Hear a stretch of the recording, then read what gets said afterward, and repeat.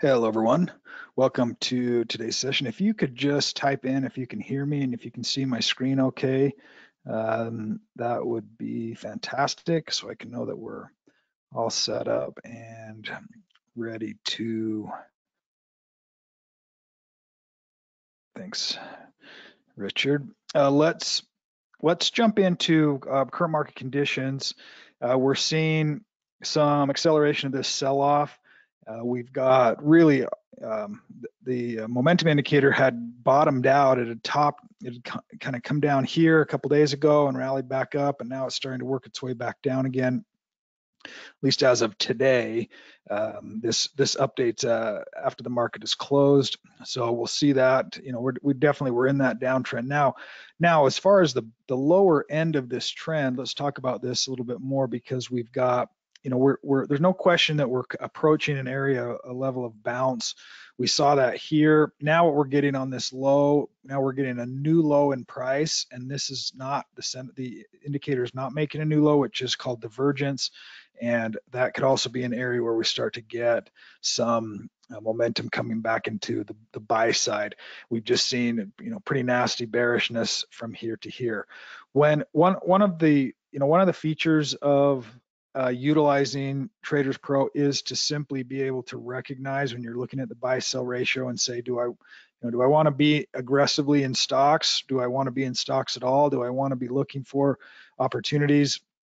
If the buy-sell ratio looks like this and is continually on this side of the trend, then no, you want to be a little bit more bearish or neutral. In this case, we're in an uptrend. We're in a bull market. So some of these pullbacks, everybody's waiting for this pullback to happen because we really did have a pretty impressive run. Let's look at SPY. Let's look at the 1-year chart.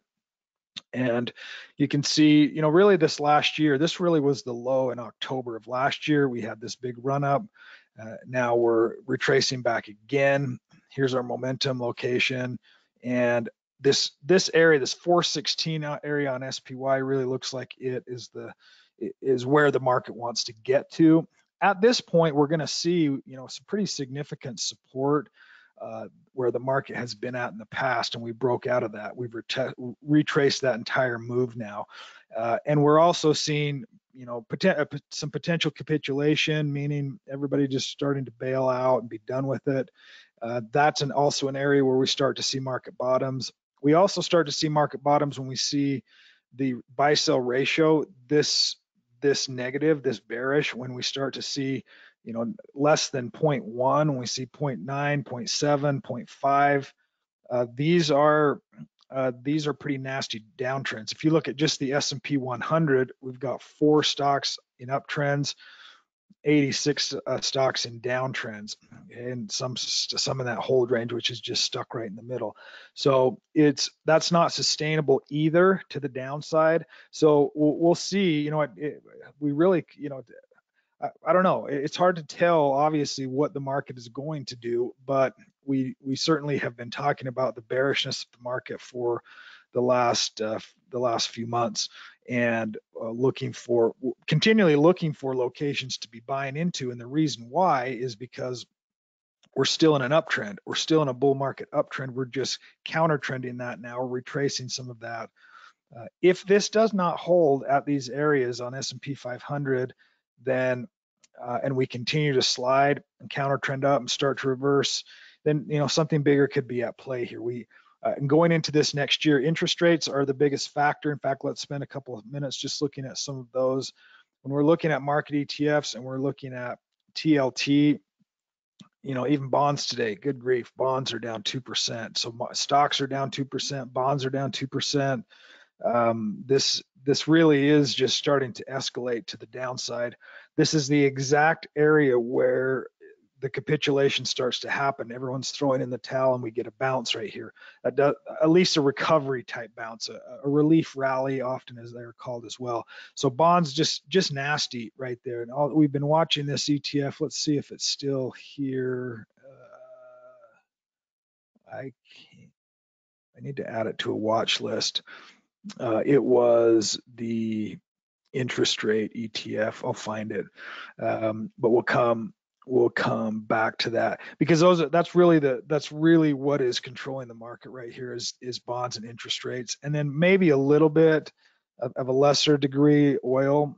So if we look at sector ETFs and energy and oil, actually let's go to the commodities page here and look at oil and ETF.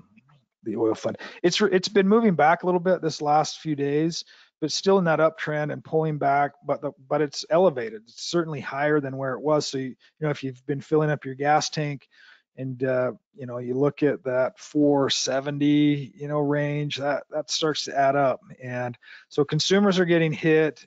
Interest rates are getting very, very difficult to manage, because you have car loans that are higher. You've got home loans that are higher. Mortgages are value of homes are dropping, so the refinance is also hard, because you can't refinance at a decent rate. Plus, the equity in the homes are starting to decline. So the ability for more cash to get out into consumers' hands is becoming more and more difficult. And I think that's a part of why we're also accelerating. There's probably lots and lots of reasons why, but these are certainly things to consider. Oh wow, Dave says gas is over $6 in San Diego. Yeah, depending on your area of the country, gas can become and is becoming a pretty significant issue for a lot of consumers. So markets are the bearish side. The bearish side is that we are bearish, and we have been bearish, and may continue to be bearish, but not without a bounce. And that could be happening relatively soon. Let me go back to SPY and that 1-year chart. Okay, so on the 6-month chart, we're sliding through that 618, which is not a good sign. We're approaching on this 1-year chart has a little more context to it as far as where some support could start to happen. The 2-year chart, let's look at that, because we also might get a little bit better insight on, if we were in a big downtrend, and these early stages, if we were looking at this being a top, and let's say, for example, that this is a new top, and we slide, well, we get these counter trend rallies that pull us back. Sometimes it pulls us back all the way back up to these resistance areas. So we're getting close to a bounceable, tradable possible bottom here. And then when we start to rally back up, these are going to be really the more important pieces to be even watching, to be like, okay, I'm out, I'm done, and investors and traders start selling again to the downside counter trend, and we actually reverse the overall uptrend from this bull market back to another bear market. That's definitely a possibility, and still relatively early at this phase. And again, we could bounce if you're holding things that are starting to worry you, and you're looking for exits.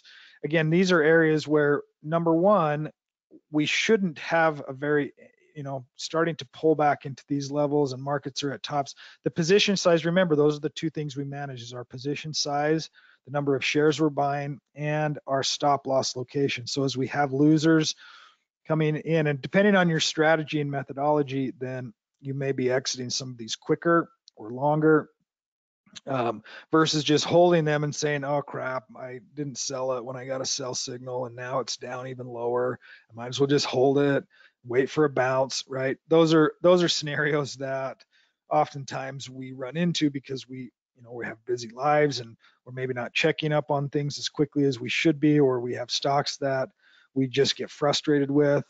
That's a part of this process, is if you don't want to do that, then my suggestion is going into a longer term ETF, like an SPY, or even a balance type fund, and kind of doing something longer term. That's no fun though, because there's better ways to do that. But as of right now, just following essentially what Direction Alert says, and it says market conditions are bearish in a bull market. This means that traders and investors should consider trading with a bearish bias by raising stop levels on winners and selling losers. Aggressive traders should consider buying put options or shorting stocks with 10% or less of their portfolio. Okay, so as conditions are changing, then you could be aggressive to the downside, But now now why the value of using these indicators is watching for where we at in those trends. We're at an extreme now to the downside. It's not the time to be looking for more downside trades or downside or bearish strategies. It's more of the time to be either patient with the ones you've got and waiting for a bounce, unless it's a significant loser and you just can't feel that, you can't stand the pain of that loss on an individual stock, then cut it and move on to something different. Okay, a question typed in here: what if you have held all cash for the last while and I had some puts to capture some benefits, but was careful? I think you've made a great move. I think cash is a really prudent investment right here because of all of this uncertainty. And we talked about this. There is more pain, in my opinion, to come, and cash is actually paying you pretty well right now. 5 and 6% to just sit on your hands and watch the circus unfold. And because this bond yield curve, and I've mentioned this before, and the reason I have it here is because it's really a long-term barometer. Okay, if you're looking for the climate, so to speak, of a market, interest rates over the last, 100 years, 80 years, 70 years have really ruled what ends up happening in the economy and the Fed, the money supply, and that's interest rates, and that deals with bonds. And so when we have this inverted yield curve, meaning short-term interest rates are 5% and long-term interest rates are less than that, the 2 and the 10 are typically the two that they use. When they're this direction, that's an inverted yield curve, and that is not a healthy market. That doesn't create a healthy market conditions. What we want to see is a yield curve that looks like this. Interest rates on the short end of the yield curve are lower and the long end of the yield curve are higher. That's a healthy yield curve, but look where that's happening at right here. Okay, when we look back historically and we say where were inverted yield curves, well, they were at a market top. Okay, there was a market top. Was it inverted? No. There's a market top and there things are inverted. Okay, so this is definitely a location that short-term cash is paying you better than anything long duration. Okay, stocks are considered a long duration, the longest duration asset, because there's no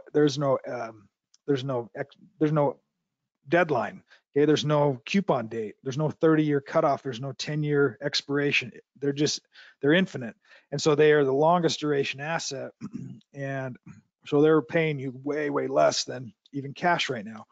Okay, now shorter term trading, buying and selling in individual stocks or some put options or trading around those positions could amplify those returns, but in terms of the overall perspective, it's either cash or something interest bearing.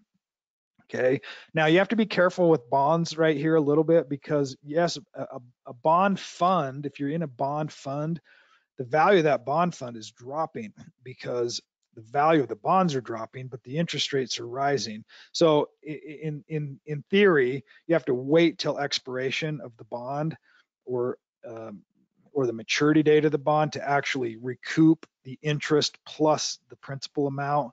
Okay, and a lot of bond funds that takes time for that to happen. So even in bonds, you'll have some volatility that can happen right there. Okay, so please be aware of this current market condition and the way interest rates work, and the way that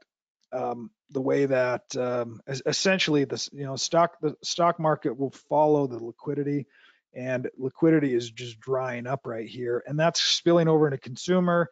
Cost of goods are going higher. I think that's why bonds are getting crushed, because I don't think bonds see any end in sight right here. Again, it's fear. It's probably some fear-based momentum selling now. So we want to watch these levels and see what ends up happening.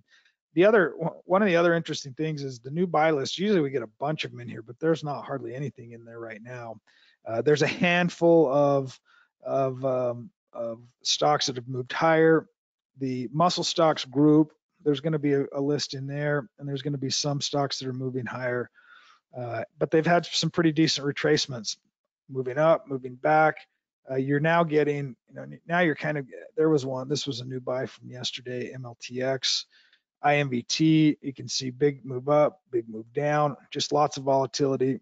Even here, 11% down, was stable, was moving up. What ends up happening now on days like today is you get just mass liquidity. Everybody's calling up saying, hey, liquidate my funds, I want out. So the selling creates more selling, and when that selling starts to happen, institutions have to sell everything. They've got to sell every stock that they've got, and that might actually pull down stocks that otherwise could be decent. So this is going to be a kind of a rocky road here for probably for this next 6-8 weeks. A comment typed in here: why has gold or gold stock not been doing well in the situation? So in terms of gold, the issue with gold is the dollar is actually still rallying. Let me see if I can find currencies right here, and the US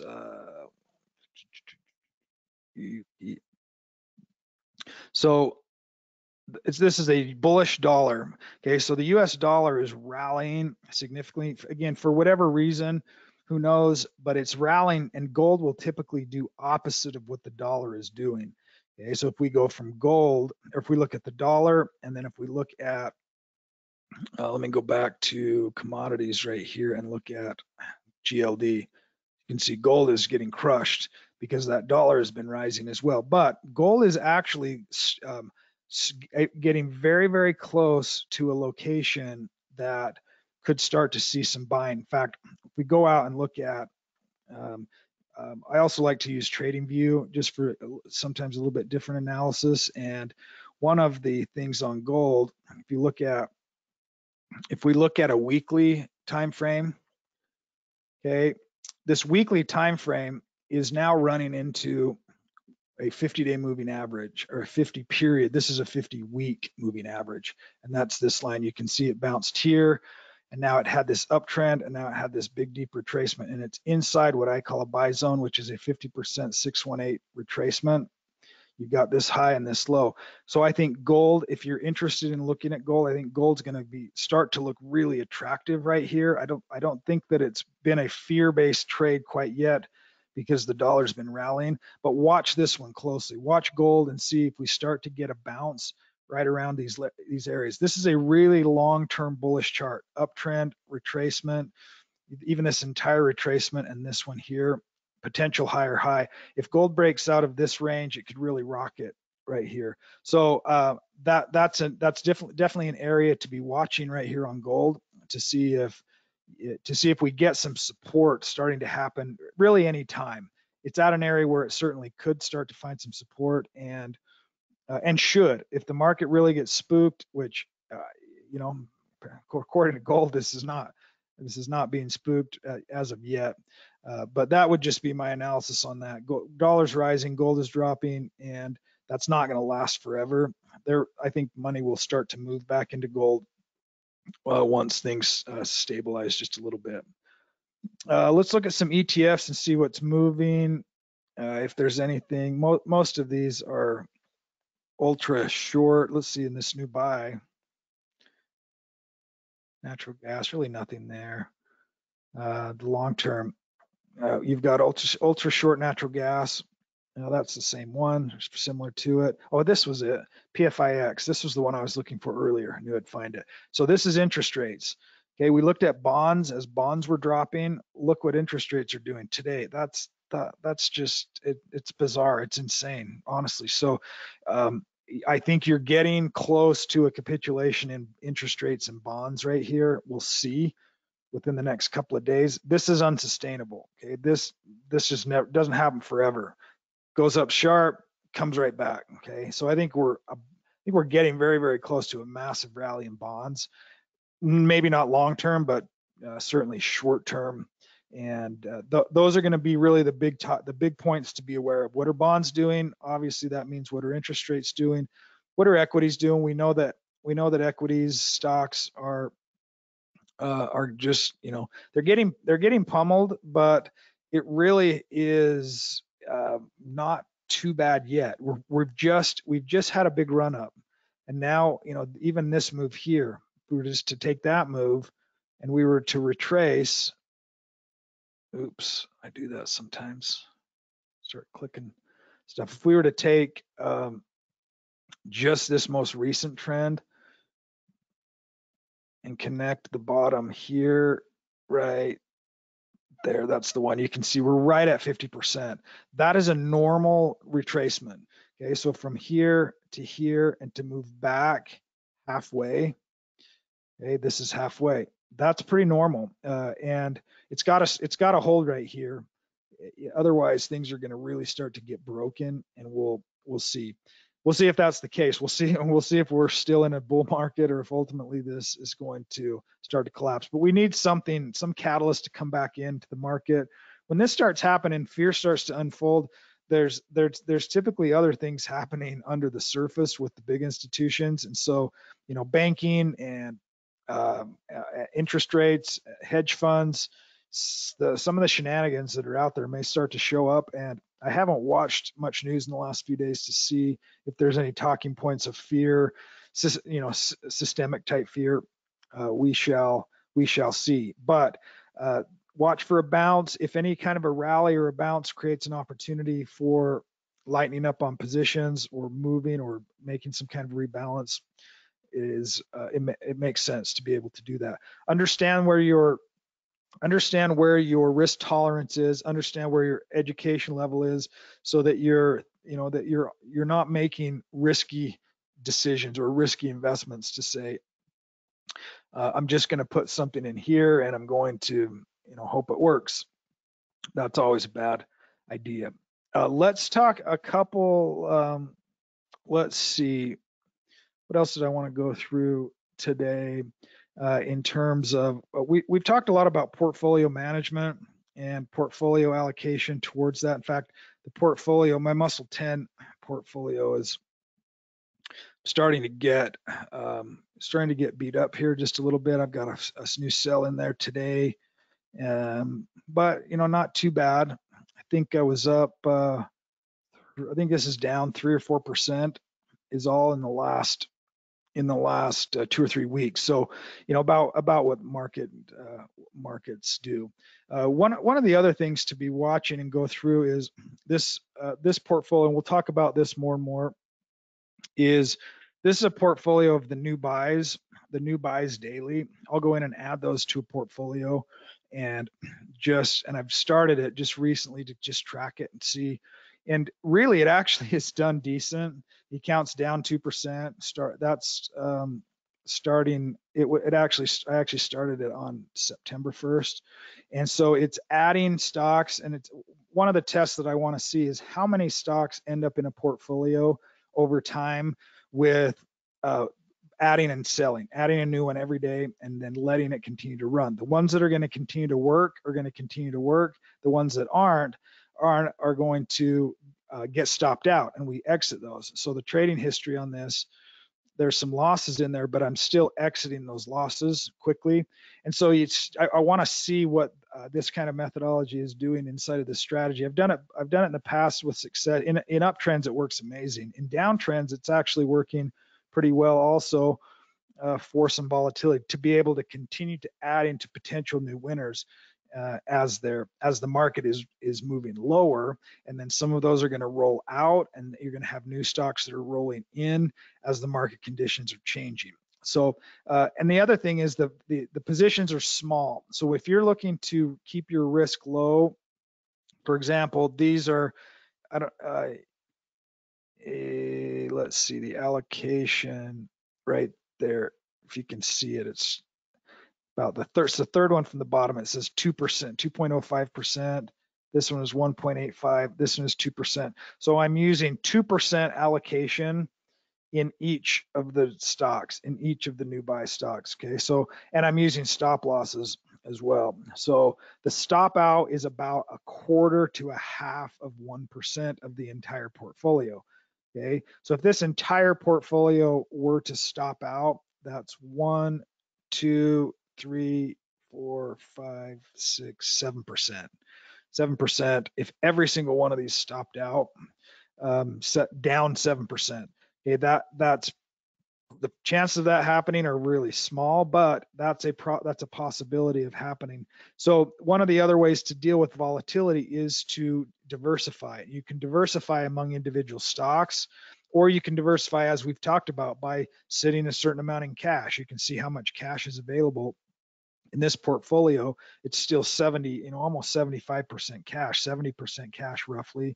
And that is that is for a reason. Number one, because I want that much cash. Number two, because the market is kind of creating it automatically in this portfolio.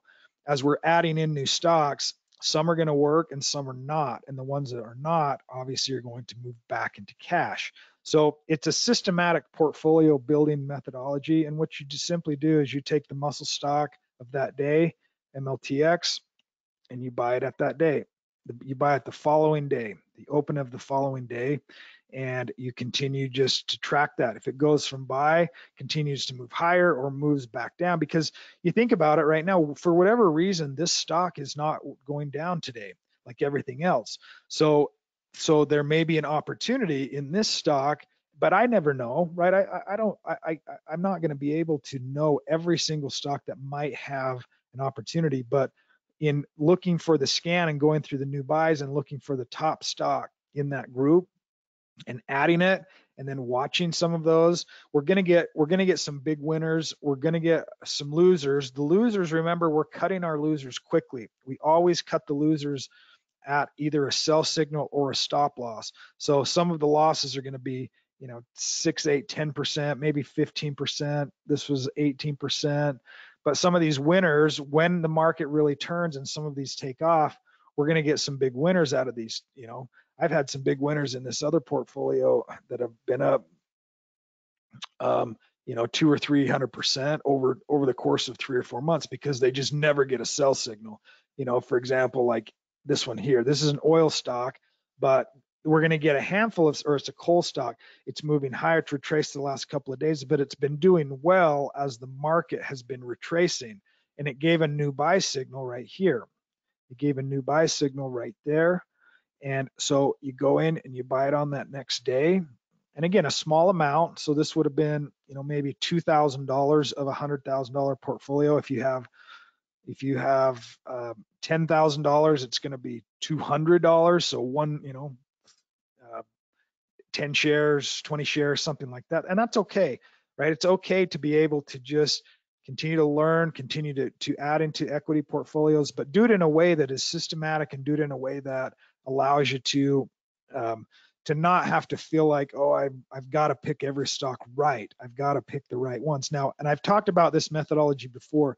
This is just one simple way to do it with the new buy, using the new buys. I can do it on any system that I want, on any of the scans that I want. So for example, if I wanted new buys, and I think I've done this before in this example, let's see, maybe not, but let's run an example just real quick. And let's say I want stocks that are $5 or higher. I want larger market cap so that I know they're not just little tiny companies flying around.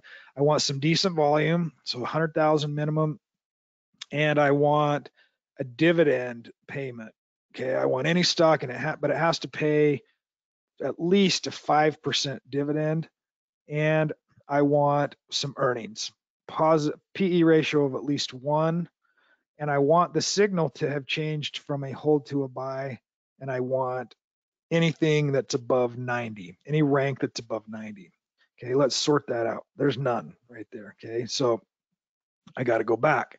It's too tight of a scan. So there's nothing, and obviously we might have trouble adding any stocks to this scan. But that actually being said, that's okay. If you want a scan that's tight like this and say, I only want these conditions, and if on that day I get a scan and I get a stock that has gone from hold to buy with all my conditions, then you build that into your portfolio. You add that one into your portfolio, okay, and you save this one. You call it, let's call it, 5% div 5% dividend. You can, I'll just do it short for now. So now I've got it saved. So now I can come in here. I've got this one listed. Just, if there's one in there, it's going to pull that in for me for the day. And then I can add it in. So it doesn't always have to be this muscle stock group. And I've mentioned this. You can do it. You could do it on Dow stocks. You could do it on S&P stocks. So if I had a Dow stock, and let's see, let's go to this index. Okay, it may be a little bit. It's a little bit tougher. Let's see, actually, if I still have that.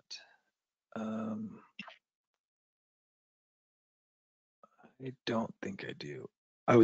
There was a function that we had of adding just Dow stocks or scanning for those, but I could go here and I could add right now. There's one Dow stock, United Health.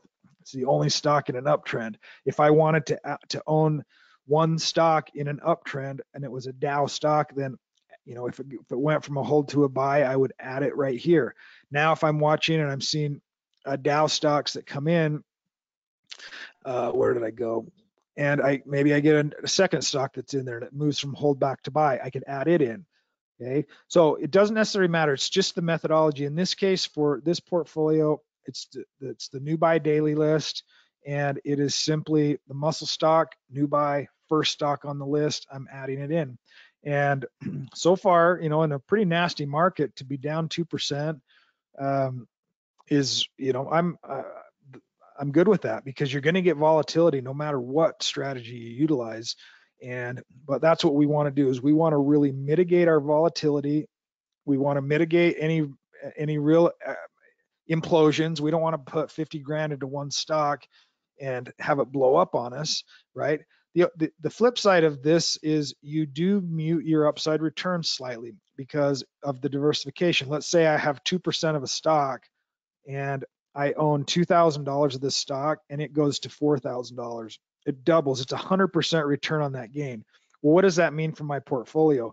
2,000 to 4,000, that's a 2% increase in a $100,000 portfolio over time. So you get some huge winners, but what ends up happening is if that stock goes up 100% and then 200% and then 300%, you're going to see this number, the slice of that pie, really start to increase. And at some point, it's going to get a sell signal, and all of that big pie lump comes back into cash, and then we reallocate that cash into smaller positions again. Okay, so it's a natural balancing process as well, in terms of if I have a winner and it becomes a huge winner, well, at what point do I sell that? Now, there are some stocks that we've had that they've gone straight up, and so you get these massive moves higher, and it's like, and sometimes they turn around and they go all the way back down again before they get a sell signal, because the system is not really designed for massive moves higher and then massive moves lower like this. If it goes right up and then right back down, you might get a buy signal here and go all the way up, but you might not get a sell signal till right here. Okay, so some of those stocks that have really huge moves, you have to manage those slightly differently, but it's not that big of a deal either. You can use just a little bit different selling mechanism to say, okay, I've got certain momentum zones. Let's say, for example, let's look at this one. Okay, let's say if I were to go back here, because it was one of those stocks that it had gone from 111 to 300. So that's, several 100%. Yearly, it's up 430%. Well, if I had bought it back here and I decided, when am I going to sell some? Maybe I want to sell some, but I don't want to sell everything. Okay. And it never gives me a sell signal, but I'm kind of freaking out because it's gone up so far so fast. One of the ways is to use that trailing stop like we talked about, whether it's a trailing stop here or here on your drawing tool, on your fib snap tool. It's connecting these two lows. And now if I'm going the next day and I decided, okay, I'm going to sell 25% of my holding at a stop out of this area or at the 382 before it gives me a sell signal, then maybe I do that. And it goes higher, takes off, continues higher, never retraces back to that 236 again. And then I think we get an earnings report. Boom. Okay, so now that's a big one. You could say, ouch, that one hurt. I'm going to sell half the position, okay, or something. Now you get the sell signal here. Okay, so you're going, I'm going to sell some of it. Maybe I sold some here. Now I'm selling the remaining amount. You can see when those uptrends happen, this is, and sometimes when they're really priced to perfection and then you get an earnings report that gives you a tiny little hiccup, you might get a day that just really blows up one of these stocks that are high flying like this. So again, another tweak to be able to manage that. Ultimately, it just retraced and started to work its way back up again, flattening right here. We're not dealing with it. We're not in it. We're out of it until right here again. Okay. So if you're looking, there's the new buy signal. Okay. And so what did I do in this portfolio? It's right here. So it's down 3% because I bought it right here and it's down on that day, but that's okay. It's not that big of a deal as of yet. So adding into those new stocks as they are, and that one is like, oh, I didn't have to keep an eye on that one. It just naturally floated back into that new buy list, and then it becomes that uptrend. That is, I call it a muscle 10 strategy, but it can turn into other type of strategies this way, where you're adding into a portfolio every day. You're buying something new in whatever scan that you've decided is going to be the one that you want. Okay, like for example, some of these 555s, I've talked about this one before. Where is it? Right here, 555 hold to buy. There's one stock in there. There's a new buy yesterday. It's retracing back down. But here's the settings on this one. This is a pretty tight scan as well. I've got higher market cap, higher volume, lots of higher fundamentals. It's got to have a high, ROE, annual EPS, last EPS, quarterly EPS, sales growth, all have to be 5% or higher. And the momentum has to be not an extreme. So the max, this can go all the way up to 300. It stays in the green zone. Let me go back to here and here. It stays in this green zone if it's 140 or less. Obviously, it's ticked back down a little bit today, but that's the scan criteria for that one. And you could have that as your scan criteria. And if you look, you comes in and you've got one stock for that day, you buy it. If there's nothing, you don't buy anything for that day. If there's 10 in there, you buy the top stock, the highest ranking stock for that day. Okay. That takes some of the guesswork out, not always, but I mean, it certainly takes the guesswork out of what you're going to be doing and the strategy you're going to be using. But if you have 10 buy stocks, you're thinking, well, which one of these 10 is actually going to be the best one? Maybe this one, maybe this one, maybe this one. That's where you might have to create additional filters. Okay, this one did give us one because it was so tight, but it might give us none, and it might, if it's even tighter and tighter, and I only want one or two or three a day, then I can tighten up the scan. By tightening up the scan, I mean I make it harder to find stocks, make it even more compelling. Like maybe I want a larger market cap, a billion instead of this smaller number. That may not help me because I may want a smaller market cap there as well.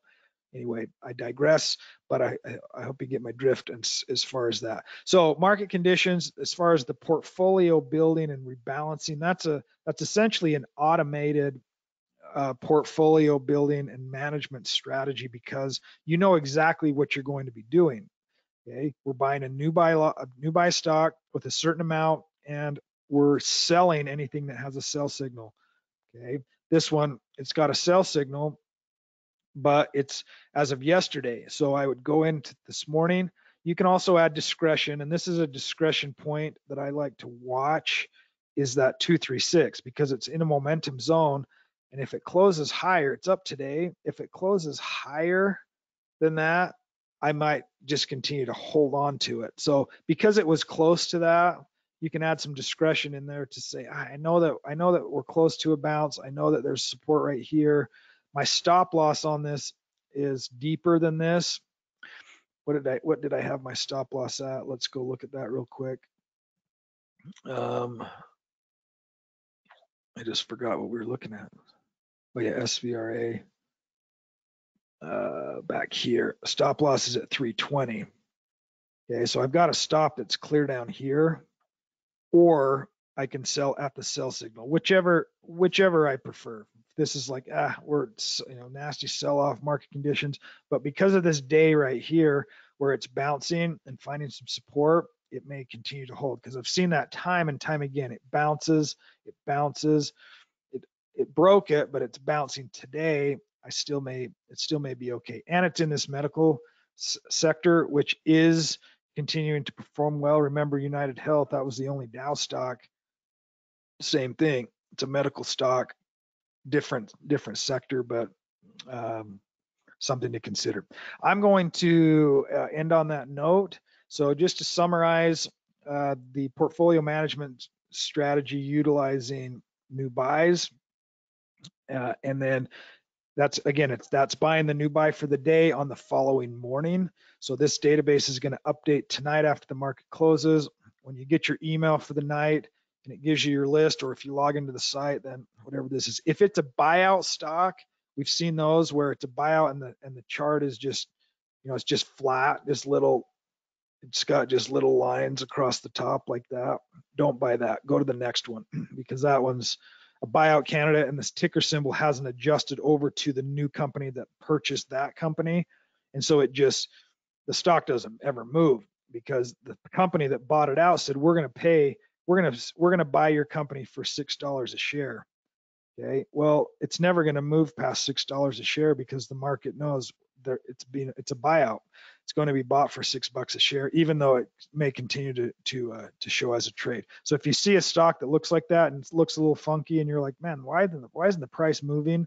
It's probably a buyout, and you're just going to want to move past that. I can't think of an example off the top of my head, but there are some that come in. In fact, if we maybe scroll through this, see TNGX, man, that thing has been a runner.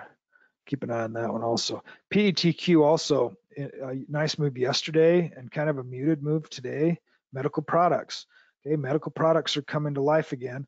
And same with oil. Oil is retracing, but oil is still the name of the game. And in some of these strong uptrends, medical, yikes. That one's getting hit hard today. FNGR. That's a reason to have a stop loss as well. Okay, if you get a big move down 20 or 30%, and it's a sell signal, because this is not a sell signal yet because it had this big run up. But let's say that this move dropped all the way down like that. I would have still had a stop loss at some location, so that I'm not getting beat up by a 30% loss on a move down. Okay.